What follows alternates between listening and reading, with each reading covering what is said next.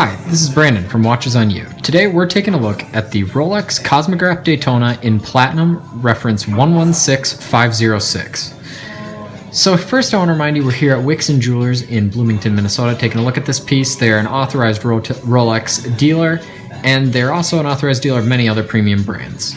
So now let's jump right into this piece. So this watch is obviously the Rolex Cosmograph Daytona in Platinum, and it has a 40mm diameter case made out of completely made out of platinum, with the exception of the bezel, which is ceramic. So the overall finishing on this watch is absolutely spectacular. There's both brushed and polished surfaces, and I mean, one thing that you'll note when trying on this watch is the sheer weight. Platinum is one of the most dense elements on the periodic table, and it is, I mean, you really get a feel for that immediately when you pick up this watch. It is so much heavier than any other watch, including a solid gold watch. It feels just it has a very large wrist presence, I'll put it that way. So getting into kind of the complications of this watch, so obviously it is a chronograph. The movement in this watch has a 72-hour power reserve, which is very significant. That's 3 days, and far surpasses my 48-hour expectation for a luxury watch. So I really like that. Now I'll demonstrate the chronograph here. So it's got screw-down push buttons, and so I'll unscrew those there, and then you push the top pusher to start the chronograph, just like a standard kind of ETA based. This is not ETA based, it's an in-house movement obviously, but it works the same way.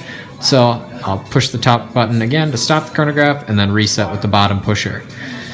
So as the feel of the chronograph is very high quality. I mean, the Rolex Daytona is one of the most popular chronographs on the market, and they've definitely kind of honed that skill in over the years with regards to how their chronograph feels to operate, and I really like that. And also the addition of the tachometer bezel makes it very functional for racing or any other kind of sporting activity that you need it for.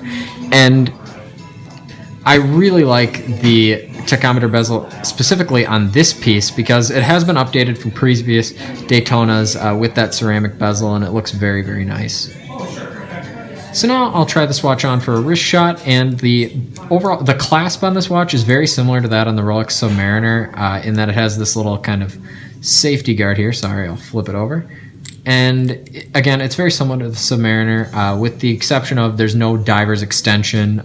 You wouldn't be diving with this watch. It's got 100-meter water resistance anyways, but it's very similar and feels very nice with regards to its quality. So now I'll try it on here. And the Oyster bracelet is super comfortable on the wrist. It feels, there's absolutely no kind of hair pinching or anything like that. It just feels very nice. And the 40mm case size is perfect. Given that it's a chronograph and there's kind of a lot of empty space on the dial, it wears a little bit larger than 40mm, I'd say, but not too large. I have about a 6.5-inch wrist in circumference, and it looks, in my opinion, perfect.